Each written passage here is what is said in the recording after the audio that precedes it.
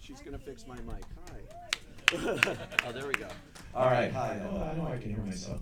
I'm Pete Hammond, and I'm going to moderate tonight. I hope you all enjoyed Rocketman. Yes? Okay. I think it's great. I saw it at the very first screening in Cannes, and it just blew that place away. Let me introduce you first off to its director, Dexter Fletcher.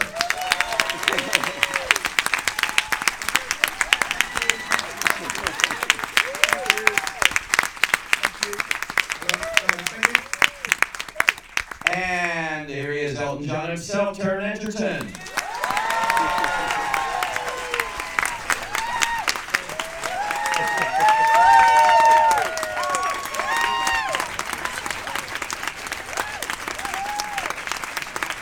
You'll make me bloody cry. Thank you, that's lovely. Thank you. That means a great deal. Thank you. Thank you very much. How many saw it just for the first time tonight? Wow, okay. Oh, great. That's wicked. That's really good. Well, these poor people are coming out again. No, thank you. That's lovely. Thank you. So cool. I really like it. So let's give them a little taste of what it was like to play Elton John here and to take this on. You know, how did it come about for you? Because it's always dangerous when you're playing a real person. If they're dead, he's alive. And yeah. I mean, I think that was one of the things that was kind of most exciting about it, because we knew that Dexter had this very specific idea of doing something that's very stylized, that from the very first moment lets you know that we are going to depart from fact. Strange, kooky, weird, wonderful things are going to happen. It's a fantasy, and we aren't being inhibited by trying to be completely factually accurate all the time.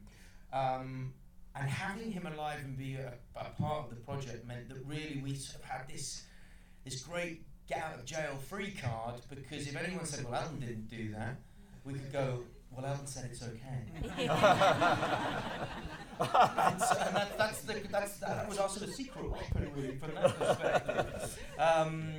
So whilst it's intimidating and nerve-wracking to portray someone that, you know, I'm sure more than a significant percentage of the people in this room would say that they've been touched by Elton's music, Elton and Bernie's music, rather, you know, and that's intimidating, because you're dealing with subject matter that people feel ownership over and people feel very emotionally connected to. But, you know, I have to be honest, I wouldn't have done it if I hadn't felt that I had an idea of how I was going to do it, and if I didn't feel passionate about it, and if I didn't care about the music. You know, when I was 17, I've told this story a lot, but when I auditioned for RADA when I was 17, I auditioned with your song. So, you know, Elton's music is as important to me as it is to anybody's, And so, anyway, I'm just rambling on now. So I'll let Dexter, you know, and not just at RADA where you auditioned, but in the movie Sing, which is so good. He's doing a sequel now as Johnny Gorilla. You sang an Elton John song there. That's right. Yes. There's been a few sort of little occurrences in my life where Elton and I have been sort of brought together through his music, and it's lovely now to be here and be the guy who had the great honour of portraying him. Clearly, it was fated to be. If you look at that in your life, I think so. Yeah. Did you think it was fated to be? Was this guy the one for you? Yes, I mean, right from the outset, when Matthew Vaughan, who we both worked with before, Taron's worked with him extensively on the Kingsman films, and which he kind of co-wrote and directed, Matthew, and I'd worked with him as an actor as well. But when I heard that Elton was going to be part of Kingsman 2, and then a very serious conversation started happening about Elton being portrayed by Taron, and I heard Matthew saying, you know, I think it's a really good idea. I was like, that is a genius idea, because Taron and I had worked together on Eddie the Eagle, which was fantastic for both of us. We had a really good time, but I knew that as an actor, Taron had so much more in the tank. You know, he has this incredible range, and I just knew the marriage of Taron in that particular role with that music and the kind of passion and authenticity that Elton's music seems to hold. You know, that's part of what he does so brilliantly that we all love and connect to. I know that that's very much in Taron's wheelhouse, if you know. And so, yeah, it was more like, how do I get to be a part of that, rather than we should get Taron Egerton, you know. He'd be the guy. I was very much like, that's a great idea. I want to be part of that. And that was entirely reciprocated. As Dexter said, we'd made this movie Eddie the Eagle, which, you know, some people saw and really connected with, and we had a really fantastic time making it. Yeah. It was a really, I know it sounds like one of those PR soundbites that actors spout all the time about how wonderful, you know, it all was on set, but it really bloody was, and it always has been with me and Dex. We had the time of our lives, and so we were both super keen to find something else, and I felt very acutely that the way Dexter makes me feel as a director on set is exactly what I knew I needed for Rocketman, because it you know, it was it felt like a lot to take on, and Dexter is, you know, Dexter is the best director I've worked with this one. Yeah, thank you. I know, but it is so important, because especially with Elton and Rocketman, you need to feel that that Taron can fly. You know, he's got to take big risks. It's a big, brave, bold performance, and that is indicative of who Elton is, how he's lived his life, and I don't think we ever misunderstood that it had to be out there. It had to be really brave. You know, it often felt to me like Taron was on a ledge leaning forward, and I had to just be there holding. That it meant that he could really deliver what you saw tonight. You know, he delivered something that's.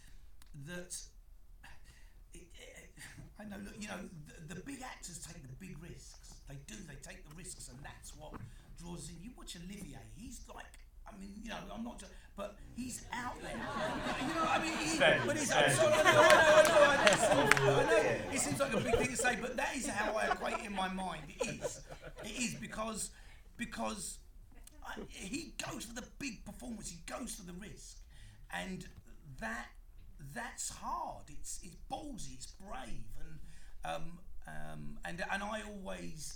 we always wanted that, and because there's no two scenes where Elton's the same. He's on this roller coaster, and we've got to be with it. And it just takes a special actor to do it. It does, and singing is so great, and what you did in this, and this is a true musical. Yeah. This is a musical. This is different than Bohemian Rhapsody, which you obviously are very familiar with, and other things like this in the rock biopic kind of thing. You turned it into kind of a thing where the choice of songs aren't even in the order that they might have been written. No, I mean, it's you know, it's not a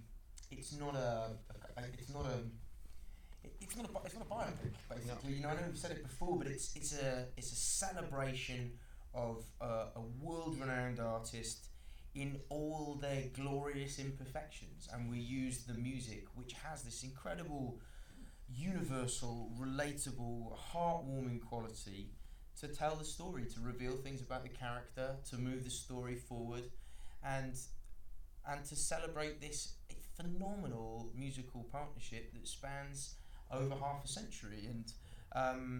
And I think that's what the reason we felt so charged and galvanised and excited by the whole thing is because we really felt like we were building something from the ground up.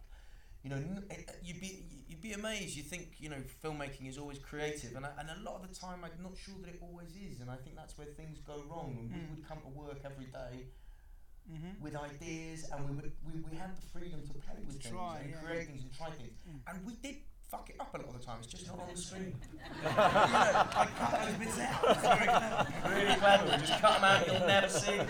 But you know, it's really exciting to go to work and feel like you are creating, not that you're being dictated to or prescribed to. You are part of a legitimate creative process, and all credit to Paramount and our wonderful producers, because they let us do that. And I don't know that always happens, and I think that's what Rocketman has, and that's what I'm most proud of it for, is that it's a creative endeavour.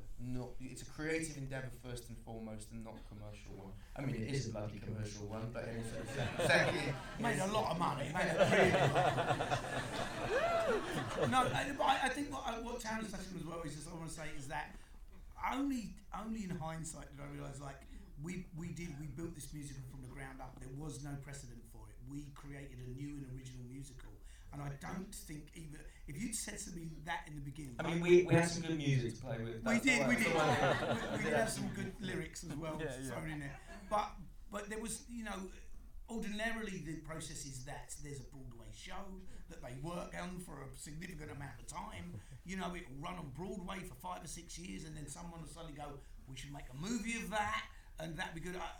But we didn't. We blindly or enthusiastically or whatever however you want to couch it, we're making a musical, and I don't think we really took on board that it had not been done before. So we created our own. Yeah, people always ask, were you nervous or intimidated going into it? And I think we just didn't really know.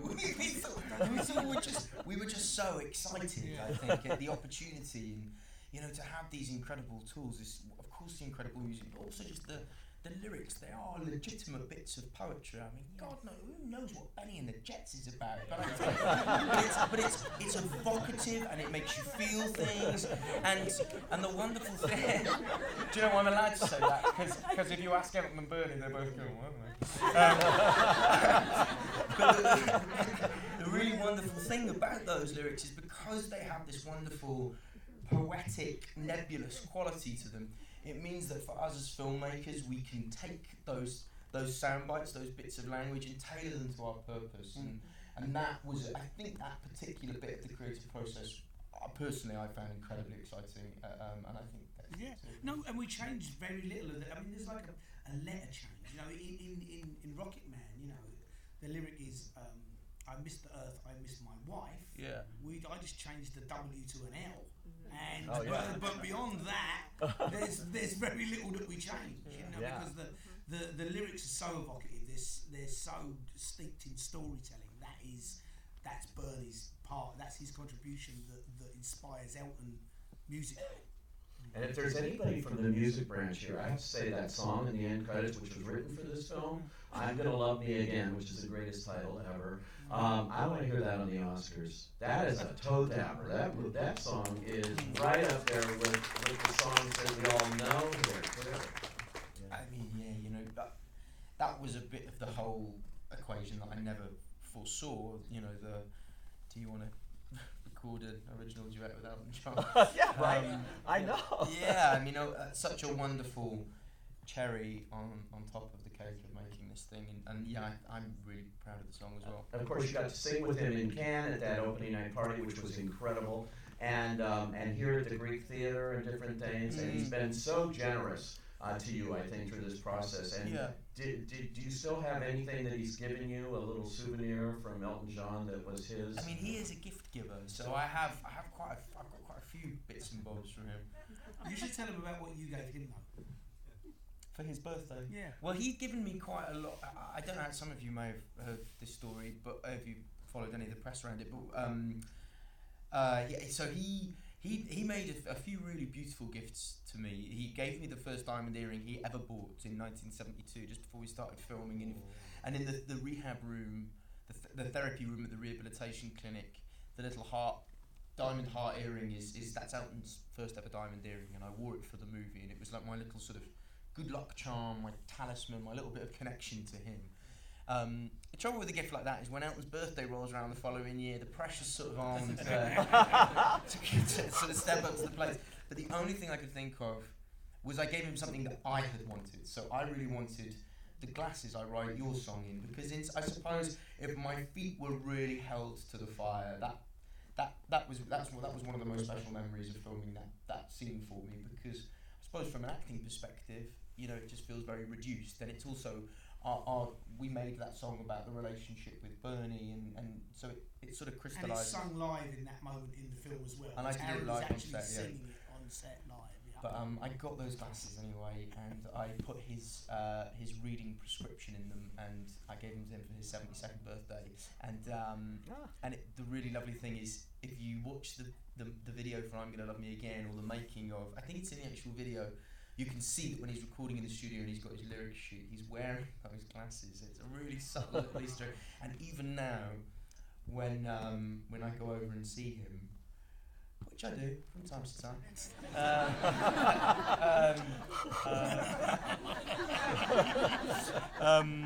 he's often wearing them doing his crossword or whatever. So that's a lovely little thing because it. And the really weird thing is when I gave them to him, it must have been March or something. Yeah. And he, at that point, he'd only seen a very reduced rough cut of the film, and he opened the little leather case that I gave them to him in, and he immediately went, "Your song," before he even pulled them out. Wow.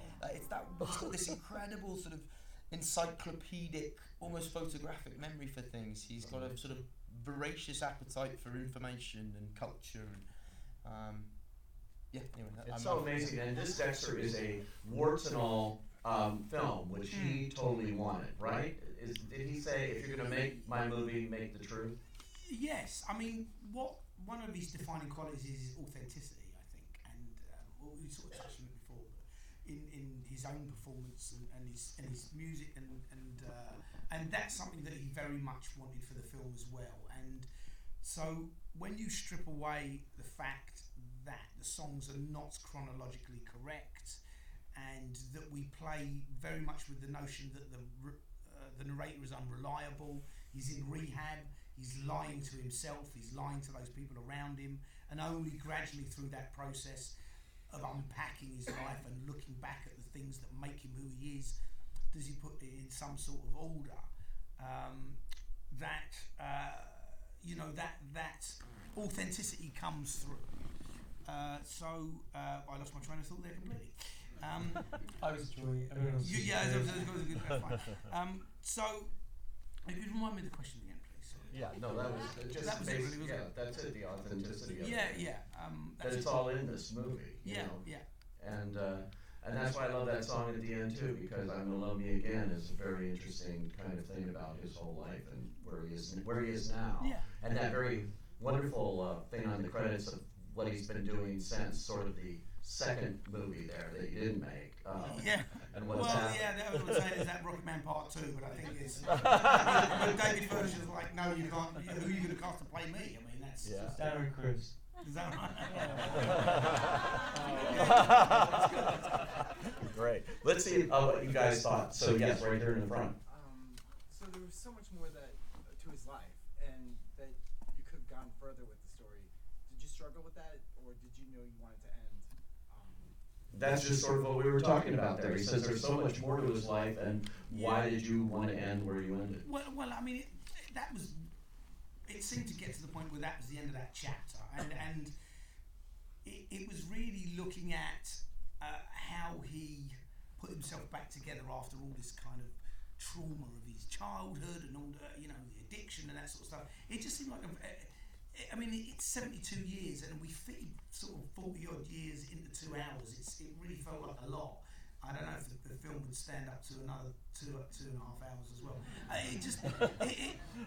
don't know. I mean, that was as far as he wanted to go. I mean, we've got to appreciate that for Elton, it's incredibly personal. I think when he sits and watches the film, and when he sat and watched it for the first time, and David Furnish, his husband, has said it, that it was incredibly moving for him, and that David got quite worried that we'd gone too far, because it's very exposing for him. It's very raw and real for him, and the rest of it's kind of, we go on this journey and it's entertainment. But for him, it's a wholly different experience, and I think for Bernie as well. Yeah. Because it really is about the incredible friendship there. That's where it naturally ended, and I felt that was just the part of the story that we were telling. It's also, if you think about it from a reduced sense, and I think that can be really useful when you're talking about making a film or a piece of theatre. What's the really simple story you're telling? And our story is about a journey of healing and recovery and self-acceptance, and it begins and ends with him making this decision to seek the help he needs. Everything beyond that is in, we're also creating a reality that exists slightly separately from Elton's life. It's quite deliberate that there are no real references to any of the other famous people in Elton's life. It exists in a specific reality, I feel, that is sort of its own thing, and I think to start anchoring it to real reality would make it tonally somehow quite different. And I think had we chosen to go that way, then there would have been a more open-ended question about pursuing things beyond recovery. But for the purposes of our story, I think that felt like the climax. And we do acknowledge at the end, of course, all the wonderful things that have happened afterwards, but yeah, and it's very much his story, and I think we need to stay inside of that, and I think it's why I was, because it's not a biopic. It really is about someone getting in touch with themselves emotionally and understanding how they get to hug their inner child, and that's really simple, but very complex, and so we have to maintain that. That being said, there is a fabulous autobiography that's recently come out, and there is a narrated version by me. Wow. Okay. Yes, right there. Were the music rights on lock, or did you have to fight for anything? Because I did notice Candle in the Wind wasn't there. It may not have fit the narrative. A little bit of Candle in the Wind. There's a little bit. There is a little bit, but no is the answer. I think there was a deal for a certain amount, maybe, and I just kind of went, well, that one's good, and this is good, and this is useful, and that's good, and it'd be really funny if you played Candle in the Wind, and that guy goes, what's that? That's shit. That's rubbish. That's the kind of in gag that we play there. But from what I know, I don't ever remember coming up against, oh no, you can't use that one. Even to the extent that Pinball Wizard is not even an Elton John song. It's the Who, right? So, I think from what I recollect, we had carte blanche, because the first draft of the script, the opening song was Pinball Wizard, and I said, well, that's not an Elton John song. We should look for something else. And I found The Bitch Is Back, and I thought that's really good. That speaks to where we're at, and there was never an issue with that. So. Unless the producers did a really good job of hiding any of those issues from him. Don't let him know, he'll freak out. Just tell him yes. Yes, sir. At what point did Elton John get involved? Was he part of it from the beginning, or did he learn about it, or how did that kind of come together? He was across it from the outset, really. I think it was something that he was very passionate about with his husband early on, and I think that they sat 10 or 15 years ago and said, is this a possibility? Is this something we could do? And it's been through various different iterations and different people attached in different ways, different directors, different actors. But it's always been his story, and Lee Hall, who wrote it, that is fantastic. That is very much based on conversations with Elton.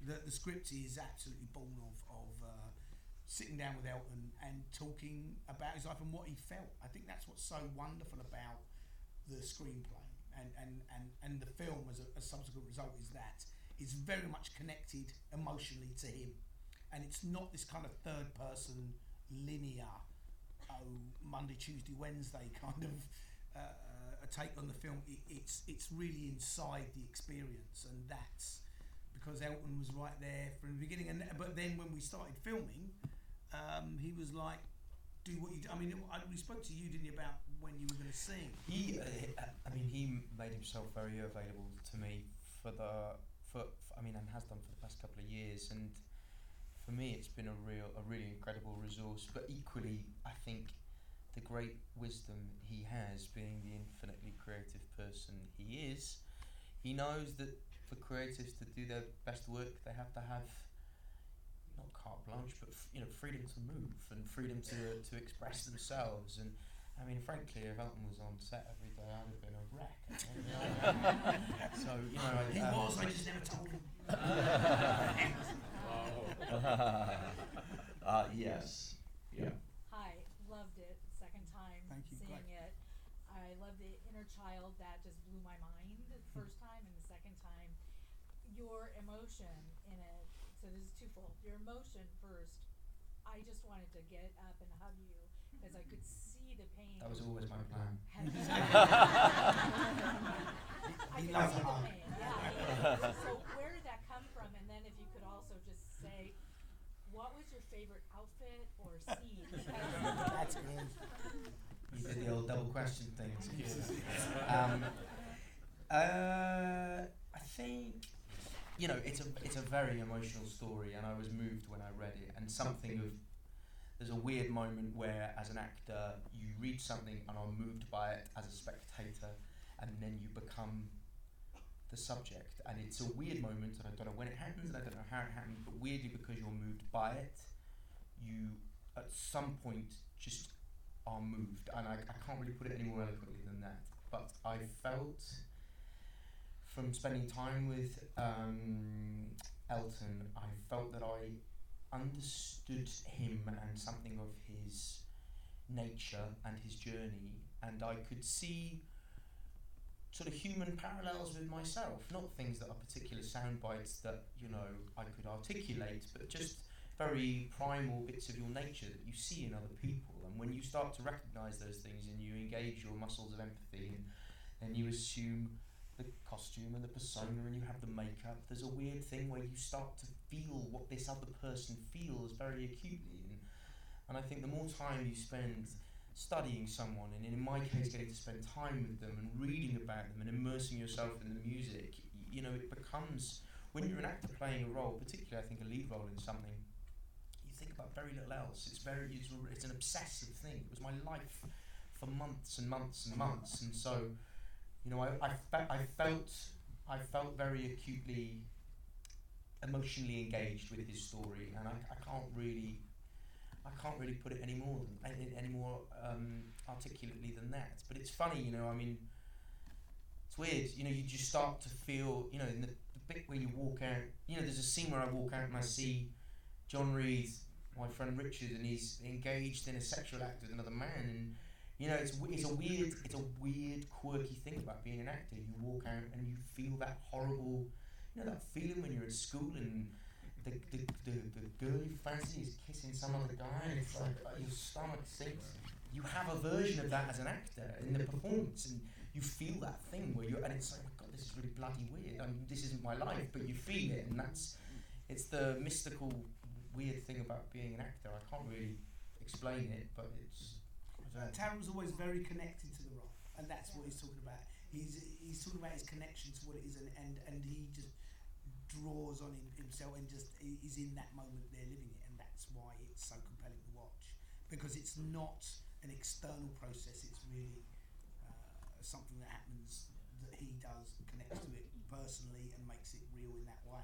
And I think as well it's just a really well written part, and I think that's something that doesn't, you know, always get discussed during these conversations, is that, you know, you're only as good as the part, and it's really three-dimensional, it's really beautifully drawn, it's really relatable, and for that reason it feels very organic when it happens. And the second part to your question, coincidentally, is also that scene, because I really like wearing hot pants, and I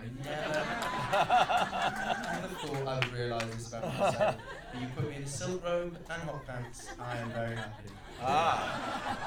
Well, you made them happy. Guys, there's a reception upstairs. Very quickly.